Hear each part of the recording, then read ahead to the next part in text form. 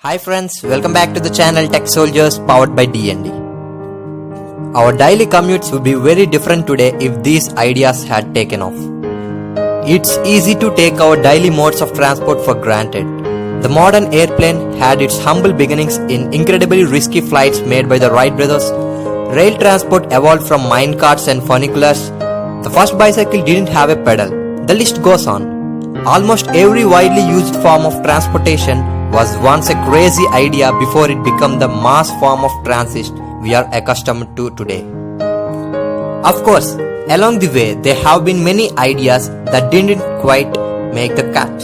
Here are a few ideas that never quite gained the mass appeal their inventors were hoping for. The very first one is monowheel. Almost as soon as the first pedal-powered bicycle was invented in 1860s, inventors set out to do away with the cumbersome second wheel.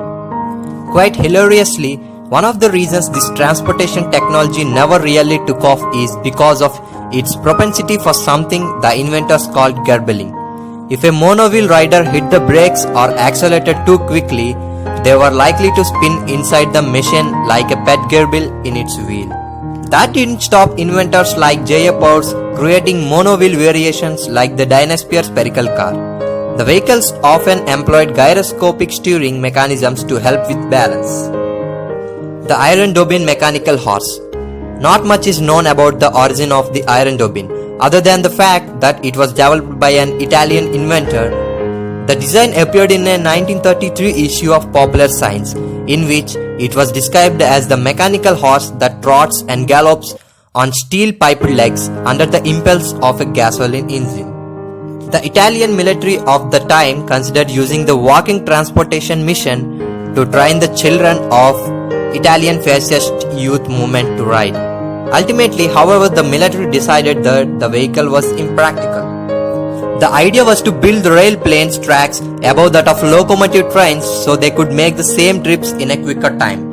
Sadly, Benny, who financed the project in its beginnings, was never able to find the financial backing needed to build the first proposed transportation line from Edinburgh to Glasgow, and by 1937 the inventor was bankrupt. Moving sidewalks. Almost a century before, moving walkways started to be commonly used in airports and other public transport centers. The moving sidewalk was devised as a way of moving the masses in the city centers. Invented by engineer Max Schmidt, the sidewalk consisted of 3 concentric rings. The first was stationary, while the second moved at 4 km per hour and the third at 8 km per hour, allowing walkers to adjust to the slower transportation speed before moving on to the faster one. It was first unveiled at Chicago World's Fair in 1890 and later proved to be a huge success at an exposition in Paris. Some believe it was never implemented due to pressure from other transportation providers of the time. The Transit Elevated Bus.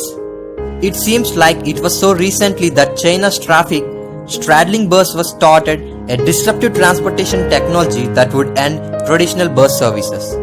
The idea seemed weirdly brilliant. To have a bus like tram that would never have to stop in traffic because it could simply glide above all cars.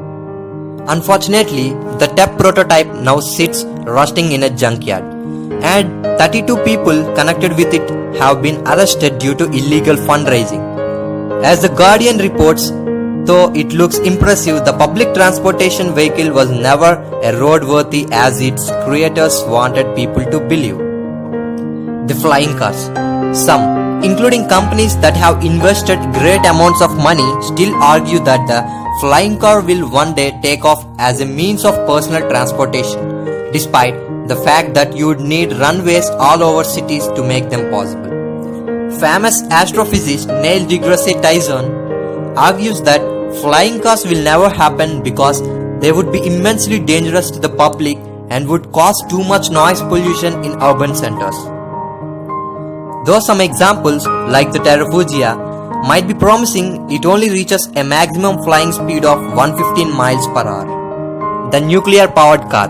Perhaps the best known example of a nuclear-powered car is the Ford Nucleon. It is a stunning example of retro-futuristic transportation technology that never gained widespread uses. The idea for a car with a reactor at the back was suggested by Ford in 1958. As can be seen in the picture above, the cab of the car was placed farther forward than in normal cars, so as to protect the driver and passengers from radioactivity.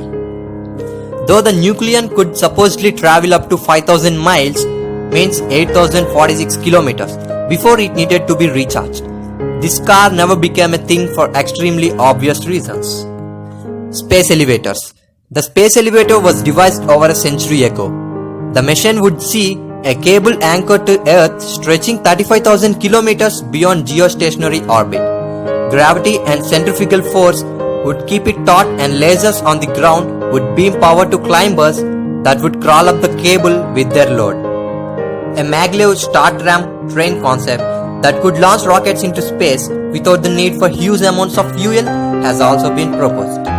Unfortunately, some pretty massive hurdles would need to be overcome to make this form of space transportation possible.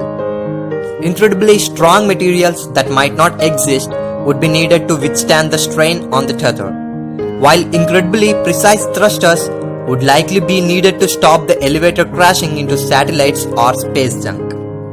The Gyro Monorail.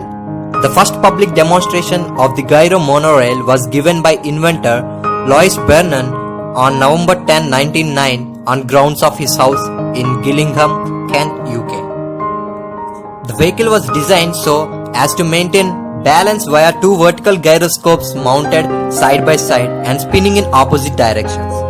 This allowed it to overcome the instability of traveling on a single rail. The monorail could also bank on turns somewhat like an aircraft, allowing it to make sharper turns than typical trains of the time. Though Winston Churchill is reported to have been ridden in one of the two prototypes made by Vernon and is said to have been a fan, the transportation project never went beyond the prototype phase. The jet-powered train. During the Cold War, the Soviet Union and the United States both experimented with the idea of a turbojet train that had a pair of jet engines on an aerodynamic redesigned front car. Estimates at the time said the transportation technology could reach speeds of 250 to 350 kilometers per hour. Ultimately, it was decided that the jet engine consumed too much fuel to be used widely. The safety of the train design was also put into question, as one minor issue on the rail line would have had the potential to cause a catastrophic derailment. The three-wheeled car. In principle, the three-wheeled car is such a terrible form of transportation that it's best known as running joke in British comedy classic Mr. Bean. And yet, it's making a comeback of sorts, because urban mobility trends mean that more people want smaller cars to drive around crowded city centers. Still, we'll never be able to get rid of the image of the brilliant Robin rolling over after making too sharp a turn. In the history of transportation, there will inevitably be ideas along the way that are either left behind or revised. They do say, trends eventually come around full circle. So who knows, one day we might yet see monowheels on our roads or moving sidewalks that can transport hundreds of people at a time. So thank you friends, thank you for watching the video. Please do like, share and subscribe to the channel Tech Soldiers powered by DN.